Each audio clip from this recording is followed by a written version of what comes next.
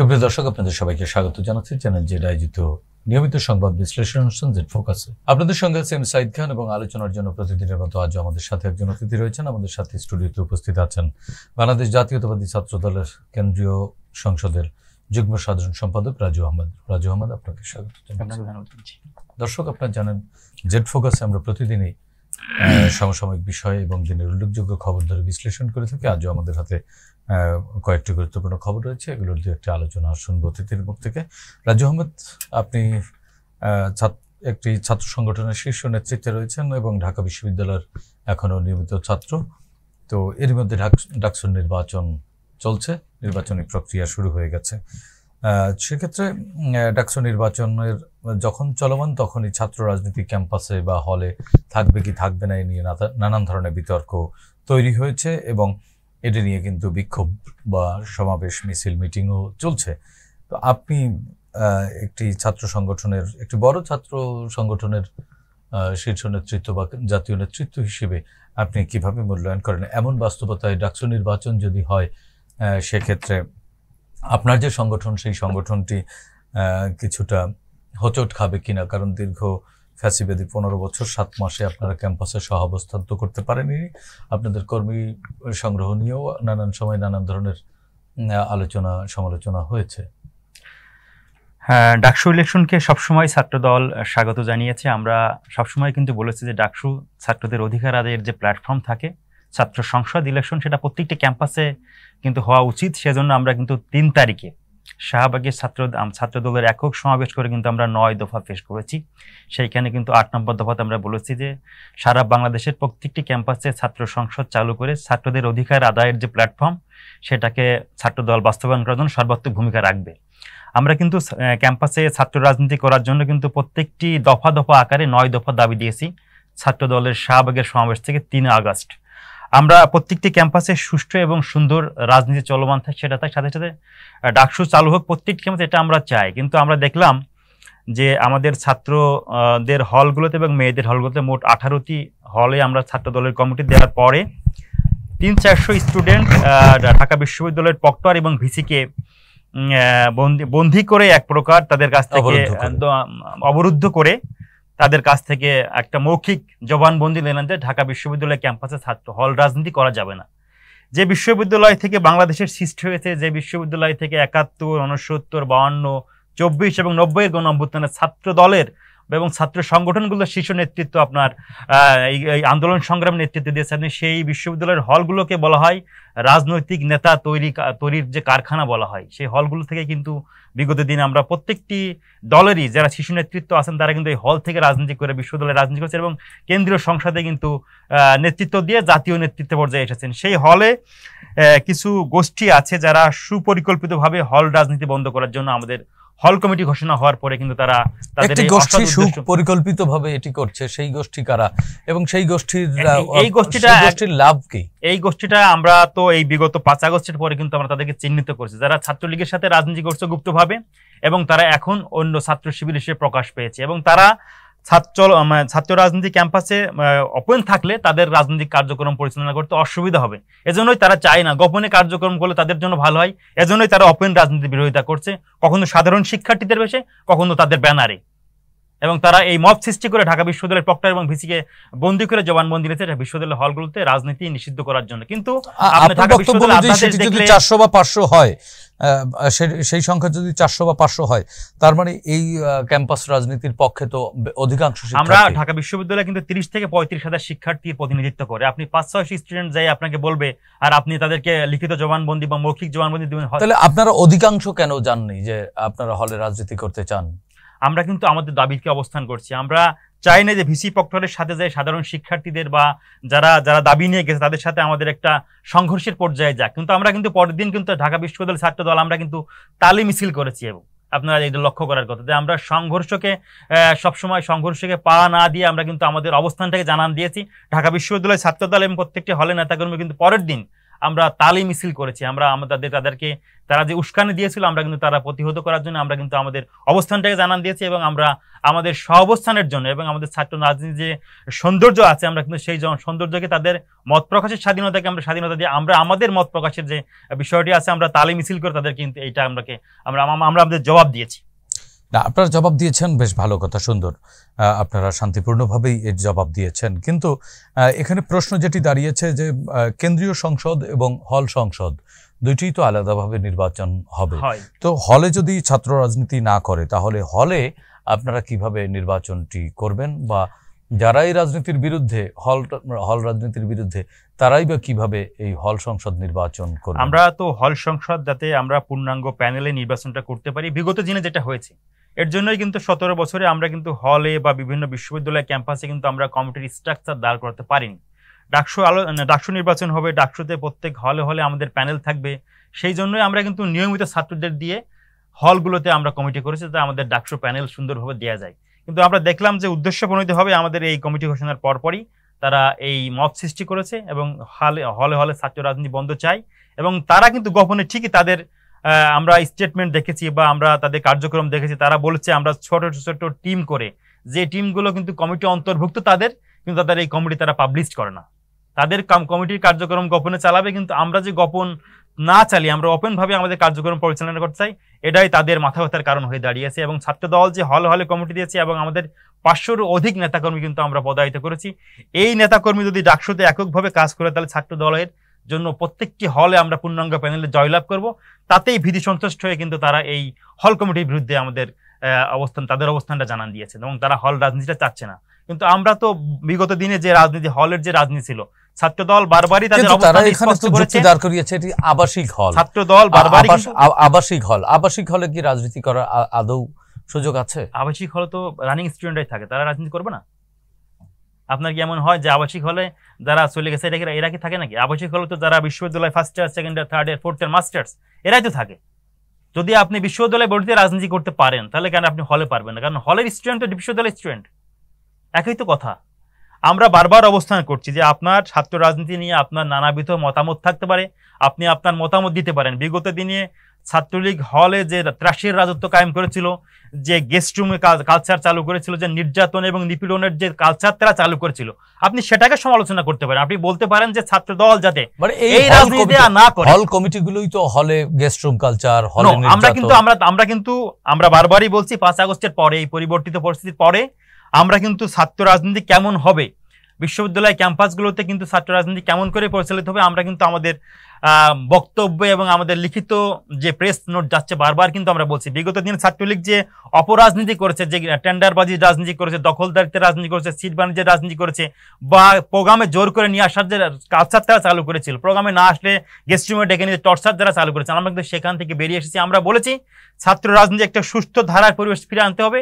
একজন স্টুডেন্ট যদি মনে করে যে রাজনীতি করবে সে করতে পারে, একজন স্টুডেন্ট যদি মনে করবে না সে রাজনীতি করবে না, সে তার মতো করে পরিবেশ ফিরিয়ে আনতে পেরেছেন। আমরা 5 তারিখের পরে ছাত্র দলের নামে 5 তারিখের পরে কি ক্যাম্পাসগুলো, বাংলাদেশের সকল ক্যাম্পাস শান্ত হয়ে গেছে, ঠান্ডা হয়ে গেছে? আমরা এটা বলবো না, কিন্তু আমরা 5 তারিখের পরে ছাত্র দলের কোনো নেতাকর্মী, সাধারণ কোনো শিক্ষার্থীকে জোর করে মিছিলে আনেনি, কোনো রুম দখল করেনি, কোনো হল দখল করেনি।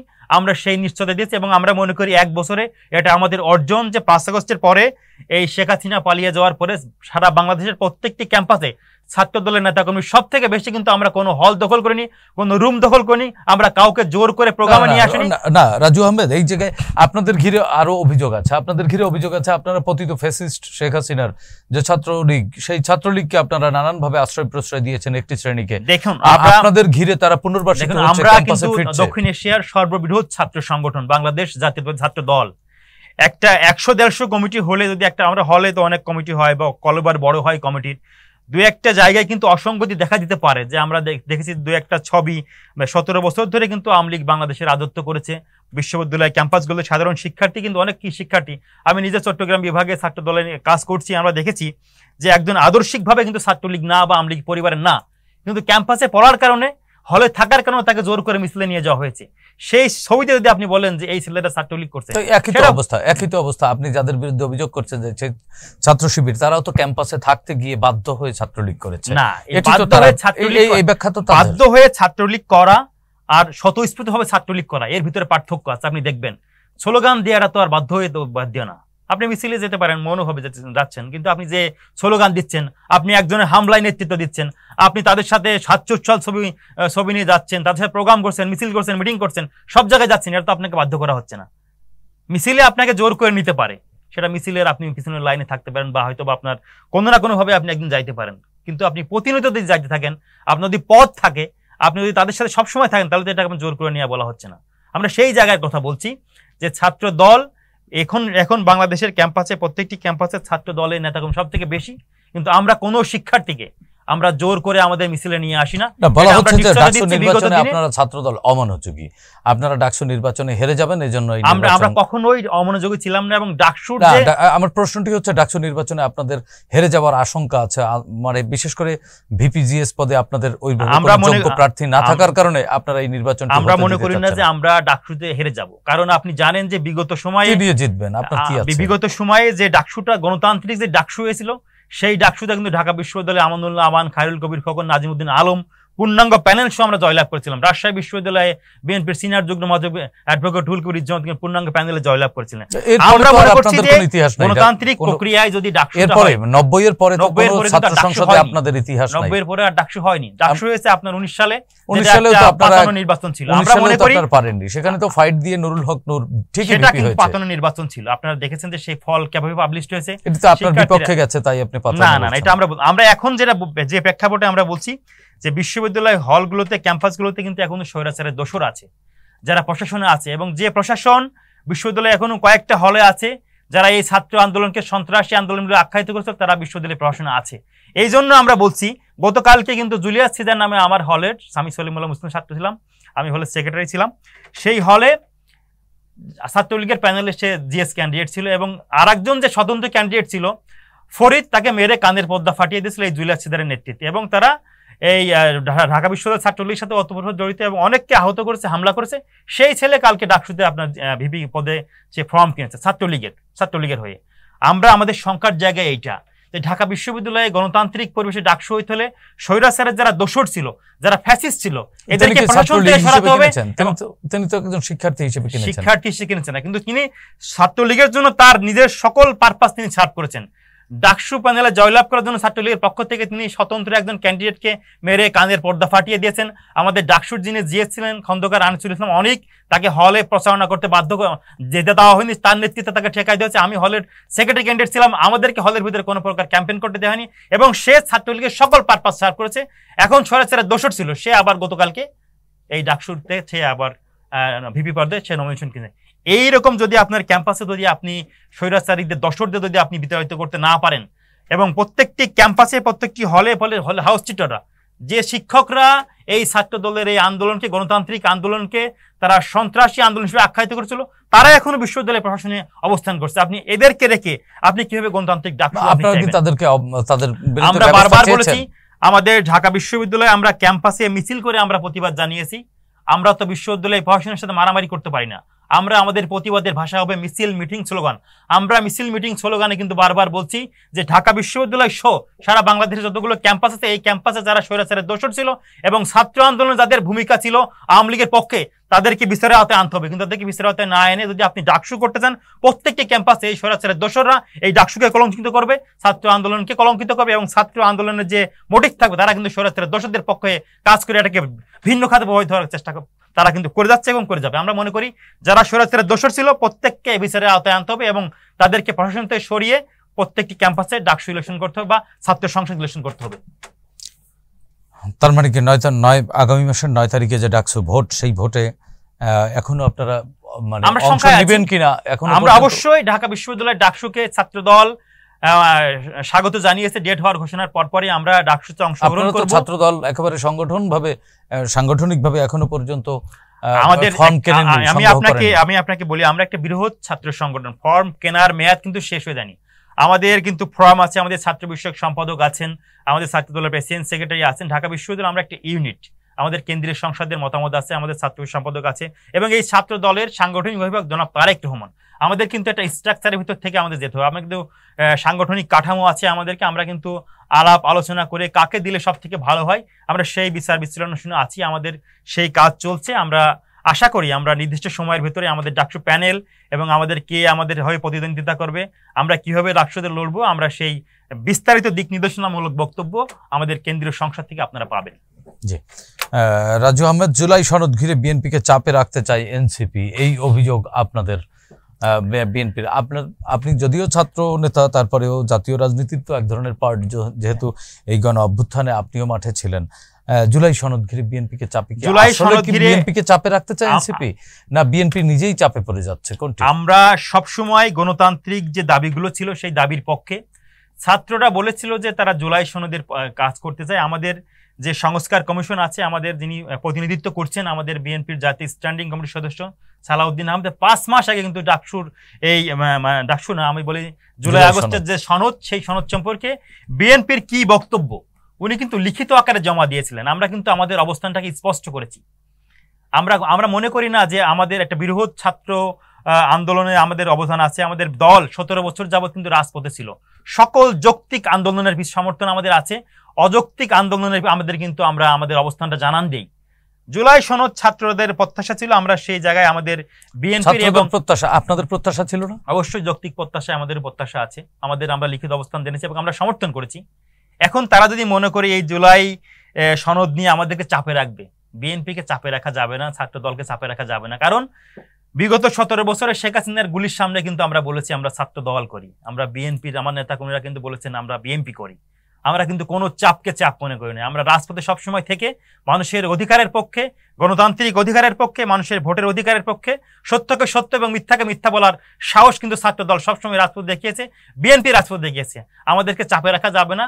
যিনি আমাদেরকে চাপে রাখতে চেয়েছেন তিনি কিন্তু বাংলাদেশ থেকে বিতাড়িত হয়েছেন। হয়তো সময় লেগেছে বেশি, কিন্তু আমরা কখনোই কিন্তু মনোবল হারাইনি এবং গণতান্ত্রিক অগ্রযাত্রায় আমাদের এই অগ্রযাত্রাকে কখনো কেউ বাধাগ্রস্ত করতে পারেনি। আমরা কিন্তু এগিয়ে গিয়েছি এবং সেই যাত্রায় আমরা সফল হয়েছি। কিন্তু এনসিপির পক্ষ থেকে তো বলা হচ্ছে, অভিযোগ করেন, নট অনলি এনসিপি, আরো 2-1টি জামায়াত ইসলামী সহ আরো 2-1টি দল, যে আপনার ক্ষমতায় যাওয়ার জন্য, রাষ্ট্র ক্ষমতায় যাওয়ার জন্য মুখিয়ে আছেন, লুটপাট করবার জন্য ক্ষমতায় যাওয়ার জন্য আর মুখিয়ে নেই। বাংলাদেশের জনগণ ভোট দেওয়ার জন্য মুখিয়ে আছে। কারণ 14 ইলেকশন, 18 ইলেকশন, 24 ইলেকশন, 3টে ইলেকশনে বাংলাদেশের মানুষ ভোট দিতে পারেনি। 1 বছর হয়ে যাচ্ছে আমাদের অন্তর্বর্তীকালীন সরকারের, কিন্তু মানুষ তার ভোটের যে অধিকার, যে নির্বাচিত জনপ্রতিনিধি আসবে এবং তারা তাদের সিদ্ধান্ত বাস্তবায়ন করবে, মানুষের কিন্তু যারা নির্বাচিত প্রতিনিধি থাকে তাদের কাজ করার কিন্তু প্রেরণা থাকে, ম্যান্ডেট থাকে। আমাকে নির্বাচিত হয়ে আসতে গেলে কিন্তু জনগণের কাছে আপনাকে প্রতিশ্রুতি দিতে হবে, আপনার দলের ম্যান্ডেট থাকবে, কিন্তু সেটা কিন্তু জনগণ পাচ্ছে না। জনগণই নির্বাচনের জন্য মুখিয়ে আছে, ভোট দেওয়ার জন্য মুখিয়ে আছে। আপনার নির্বাচনের জন্য মুখিয়ে আছে, কিন্তু আপনার রাজনৈতিক দলগুলো তো মুখিয়ে আছেন বলে এরকম কিছু মনে হয় না। এক এক দল এক এক কথা বলছেন, এবং যারা এই অন্তর্বর্তীকালীন সরকারের কাছ থেকে সুবিধা নিচ্ছেন তারা নির্বাচন করার জন্য তারা অনীহা প্রকাশ করছেন। কারণটা কি? কারণ তারা সুবিধা পাবে না, নির্বাচন করলে তারা ফেল করবে, তাদের ক্ষমতা থাকবে না, তাদের টাকা থাকবে না, গাড়ি থাকবে না। ফেল করলে কি তার রাজনৈতিক অধিকার, নাগরিক অধিকার তো থাকবে। নাগরিক অধিকার পাবে, কিন্তু আমরা তো উদ্দেশ্য দেখছি যে নির্বাচন পেছানোর জন্য। গত ওইদিনও দেখলাম নাসিরউদ্দিন পাটোয়ারি বললো যে নির্বাচন হতে দেওয়া হবে না ফেব্রুয়ারিতে, যেখানে আপনার আমাদের অন্তর্বর্তীকালীন সরকারের প্রধান যিনি আছেন ডক্টর মোহাম্মদ ইউনূস, নোবেল বিজয়ী, উনি কিন্তু বলছেন, বিদেশ সফরকে আজকে মাত্র দেশে আসছেন, 2 দিন আগেও কিন্তু বলছেন যে আমি জনগণের হাতে ক্ষমতা হস্তান্তর করে নির্বাচন করে আমি বিদায় নিতে চাই। সেখানে ইনারা প্রলম্বিত করছেন। আমরা জামাতের একজন নেতার বক্তব্য দেখলাম যে নির্বাচন ফেব্রুয়ারিতে হতে দেওয়া হবে না। কেন তারা এটা চান না? এবং নাগরিক সমাজ তো আজকে দেখলাম নাগরিক সমাজেরও অনেকে বলছেন যে আদৌ নির্বাচন হয় কিনা সেটি নিয়ে তারাও সন্দেহে আছেন। আপনার প্রধান কি সন্দেহে আছেন? আমরা কখনোই সন্দেহ ছিলাম না। আমরা চাই বাংলাদেশ, এখন কি আছেন না, আমরা কখনোই সন্দেহ পোষণ করি না। যেখানে ডক্টর মোহাম্মদ ইউনূস সরকারের প্রধান যেখানে বলছেন যে আপনার ফেব্রুয়ারিতে ইলেকশন হবে, নির্বাচন কমিশন বলছেন যে ফেব্রুয়ারিতে ইলেকশন হবে, সেইখানে কোন দলের কোন নেতা, ছোট নেতা, বড় নেতা যদি বলেন যে নির্বাচন হবে না, এটা তো হবে না। আপনাকে সেনাবাহিনীর প্রধান রাজু আহমেদ, ধরেন তারা যদি নির্বাচনে অংশ না নেয়, ওই সব দলগুলো, আপনার বক্তব্য অনুযায়ী ছোট দল, বড় দল বা মাঝারি দল, তারা যদি নির্বাচনে অংশ না নেয়, তাহলে এই নির্বাচনটি কি অংশগ্রহণমূলক? সেটি তো ঠিক সেই শেখ হাসিনা মডেলের নির্বাচন, শেখ হাসিনা মডেলের নির্বাচন না। যদি আমাদের সংস্কার কমিশন আছে, অন্তর্বর্তীকালীন সরকারের প্রধান, তিনি তো কোনো দলের না, নির্বাচন কমিশন কোনো দলের না, সেনাবাহিনী প্রধান কোনো দলের না, সবাই চাচ্ছে নির্বাচনটা হওয়ার জন্য। যারা নির্বাচনটা বাধা করতে করতে চাচ্ছে, আমরা মনে করি তারাই নির্বাচনটা চাচ্ছেন না। এবং আমরা তো সেই সব দলগুলো যদি নির্বাচনে অংশ না নেয়, আপনি কি নির্বাচনকে অংশগ্রহণমূলক বলতে পারবেন, করতে পারবেন? সেটি তো শেখ হাসিনা মডেল হয়ে যাবে, একতরফা ভাবে বিএনপির নির্বাচন করতে হচ্ছে, সেক্ষেত্রে তো তাদেরকেও নির্বাচনমুখী করতে হবে। এটাকে আপনি আমাদেরকে দোষারোপ করতে পারতেন যদি বিএনপি সরকার। আমি দোষারোপ করছি না, কিন্তু দায় তো আছে, রাজনৈতিক দল হিসেবে প্রত্যেকেরই তো দায় আছে। আমাদের দলের প্রধান, আমাদের ভারপ্রাপ্ত চেয়ারম্যান, উনি কিন্তু ওনার বক্তব্যে এবং ওনার কথায় উনি সবসময় বলছেন যে সাম্য এবং মানবিক বাংলাদেশ বিনির্মাণ করার জন্য 5 আগস্টের পরে সকল দলের সকল মতের সাথে নিয়েই, সকল দলকে সাথে নিয়েই কিন্তু আমরা একটা সুন্দর আগামীর বাংলাদেশ বিনির্মাণ করার জন্য সকল দলের মতামতকে প্রাধান্য দিয়ে আমরা রাজনীতি করতে চাই। আমাদের পক্ষ থেকে সবসময় ঐক্যের যে বার্তা আছে সেটা কিন্তু চলমান আছে। আমরা সকলকে নিয়ে সব দলের অংশগ্রহণ করে নিশ্চিত করে আমরা কিন্তু ভোটটা চাই, যে মানুষ তাদের গণতান্ত্রিক অধিকার ফিরে পাক, ভোটের অধিকার ফিরে পাক। এবং এইখানে যদি আপনাদের কোনো দলের হয়তো বা কোনো উদ্দেশ্য থাকতে পারে, সেটা ভিন্ন রকম বিষয়। কিন্তু আমরা মনে করি যে নির্বাচনী ডেট দেওয়ার পরে প্রত্যেক দলের হয়তো বা প্রত্যাশা পূরণ হওয়ার জন্য কিন্তু নির্বাচন হয়। কত মতবিরোধ থাকতে পারে, কিন্তু আমরা মনে করি প্রত্যেকটি দলেরই এই নির্বাচনকে অংশগ্রহণ করে নির্বাচনটাকে মানুষের জনপ্রতিনিধির কাছে ক্ষমতা ফিরিয়ে দিয়ে আগামীর বাংলাদেশ বিনির্মাণ করার জন্য সকলকে সংসদে গিয়ে কথা বলে আইন প্রণয়ন করে সাধারণ মানুষের যে অধিকার আছে সেই অধিকারের দিকে আগে হবে। আপনারা কি সেই সুযোগ রাখবেন? নির্বাচন হয়ে গেলে আপনাদের চাপে, আপনাদের প্রভাবে অন্য কেউ কি মাঠে দাঁড়াতে পারবে? আমরা কিন্তু অতীত ইতিহাস কি বলে? আমরা ছাত্র রাজনীতি করি, আমাদের ইতিহাস কিন্তু নিপীড়নের ইতিহাস। বিগত 17 বছরে ছাত্র দলের 163 জন নেতাকর্মী কিন্তু গুম হয়েছে, খুন হয়েছে। এই জুলাই আগস্ট আন্দোলনে ছাত্র দলের 142 জন নেতাকর্মী খুন হয়েছে, গুলির সামনে শহীদ হয়েছে। আমরা মনে করি যে এক দল হিসেবে সব থেকে বেশি কিন্তু নির্যাতনের শিকার আমরা হয়েছি। নির্যাতিত মানুষের, নিপীড়িত মানুষের যে কষ্ট থাকে সেটা কিন্তু আমরা সব থেকে বেশি বুঝি। কেমনে বুঝেন? কারণ আমাদের দলের যিনি প্রধান, শীর্ষ নেতার বক্তব্য, আমাদের দলের যিনি প্রধান, আপনার দলের শীর্ষ নেতার বক্তব্যকে আপনারা সবাই মানেন? যদি সবাই মানেন, সাদা পাথর গেল কোথায় সিলেটের? সাদা পাথরের সেই আমরা পত্র পত্রিকায় প্রতিবেদন দেখলাম। আমরা এখন তো আপনি বলতে পারেন না যে এখন বিএনপি ক্ষমতায় আছে, বিএনপি আইন শৃঙ্খলা রক্ষাকারী বাহিনীকে যথাযথভাবে কার্যকরীভাবে প্রয়োগ করতে পারেনি। এখন তো বিএনপি ক্ষমতায় নেই, এখন আইন শৃঙ্খলা বাহিনী ধরেন দায়িত্ব পালন করলো না, তাহলে কি মনে করেন আপনার দায়িত্ব চুরি করা? না, আইন শৃঙ্খলা বাহিনী তার দায়িত্ব পালন করবেন, এজন্য আপনি চুরি করবেন? আমি চুরি করছি না, আপনি প্রমাণ দেখাতে পারছেন। আপনার দলের তাহলে ওই নেতাকে কেন বহিষ্কার করলেন? নেতা বহিষ্কার করা হয়েছে, আমরা তো কোনো কারোর বিরুদ্ধে অভিযোগ পাচ্ছি যে এই, তার মানে তো এই পাথর সংশ্লিষ্ট অভিযোগ তো উঠছে। এবং আপনি জবাব দিতে জায়গা যদি দেখেন, এখানে কিন্তু শুধুমাত্র যে সিলেটে শুধুমাত্র বিএনপির নেতাকর্মীরা বসবাস করে তা কিন্তু না, এখানে জামাতের নেতাকর্মী বসবাস করে, এনসিপি নেতাকর্মী বসবাস করে, তারা আদর্শ আরো ধারণ করে। আমরা আমাদের অবস্থান ক্লিয়ার করেছি, যদি আমাদের নেতার নামে কোনো অভিযোগ থাকে জন্য আপনাদেরকে সাধুবাদ জানাই, কিন্তু অন্য কোনো নেতা দেখছেন দল বহিষ্কার করছে, অন্য কোনো নেতার সংশ্লিষ্টতা তো আপনারা প্রমাণও করতে পারেননি। হ্যাঁ, অন্য কোন দলের সম্পৃক্ততা আমরা পত্র-পত্রিকায় দেখছি, আমরা কালের কণ্ঠের প্রতিবেদন দেখলাম। কি দেখেছেন? যে এখানে দেখলাম যে আমরা জামাতের একজন নেতার, জামাতের আমিরের নেতার সম্পৃক্ততা দেখলাম। আমরা এনসিপির কিছু নেতার প্রভাব দেখেছি, তারা পাথর নিয়ে গেছে। বা এর আগে আমরা দেখলাম যে হাত ফাঁকের একজন বলছে পাথর উত্তোলন করতে না দিলে সবাই কিনা আন্দোলন করা হবে। কিন্তু আপনি কি দেখেছেন যে সেটি তো আপনারা এস্টাবলিশ করতে পারেন না? আমি তো বলছি আপনাকে এখানে এসে যে আপনি কি দেখেছেন যে বিএনপির কোন নেতা, দায়িত্বশীল কোন নেতা পাথর উত্তোলন নিয়ে কোনো বক্তব্য দিয়েছেন? কিন্তু সেখানে আমরা দেখেছি যে জামাতের আমির বক্তব্য দিয়েছেন, হাত ফাঁকার একজন উনি বক্তব্য দিয়েছেন, আরো অন্য যারা বাম ঘন রাজনীতিতে তারা বক্তব্য দিয়েছেন, এবং যে বন পরিবেশ উপদেষ্টা তিনি আছেন ওনারাও কিন্তু আমরা বক্তব্য দেখলাম। কিন্তু আপনি কিন্তু আমাদেরকে এককভাবে দায় চাপিয়ে দিতে পারেন না। আমরা মনে করছি আমাদের নেতার সম্পৃক্ততা থাকতে পারে, এই জন্য আমরা তাকে বহিষ্কার করেছি। অন্য কোনো দল কিন্তু কোনো পদক্ষেপ নেয়নি, কোনো বহিষ্কার করেনি, কোনো কিছুই করেনি। আমরা কিন্তু দৃশ্যমান হয়েছি। আমরা চাই যে আমাদের একটা বৃহৎ সংগঠনে, আমরা বাংলাদেশ জাতীয় দল একটা বৃহৎ সংগঠন, আমাদের সকল নেতাকর্মীদের সবসময় দলীয় নির্দেশনা মেনে চলবে তা কিন্তু না। কিন্তু যদি কেউ দলীয় নির্দেশনা না মেনে অন্যায় অপকর্ম করে, আমরা কিন্তু তাদের বিরুদ্ধে জিরো টলারেন্স। আর কত বহিষ্কার করবেন আপনারা? আমরা কিন্তু এই 5 আগস্টের পরে আমাদের দলীয় যারা শৃঙ্খলা ভঙ্গ করেছে, আমরা কিন্তু 6-7 হাজার নেতাকর্মী সারা বাংলাদেশে বহিষ্কার করেছি। এবং সাথে সাথে কিন্তু আমরা দেখবেন যে আমরা ছাত্র দলের ধানমন্ডি একটা ঘটনা ঘটেছে, আমরা সম্পৃক্ততা পেয়েছি, তাকে আমরা নিজের বাদী হয়ে মামলা করেছি। আপনি বাংলাদেশে আপনাদের কিছু কিছু কর্মকাণ্ড তো অবশ্যই আমরা সাধুবাদ জানাই এবং খুবই ইতিবাচক হিসেবে আমরা এটি দেখছি।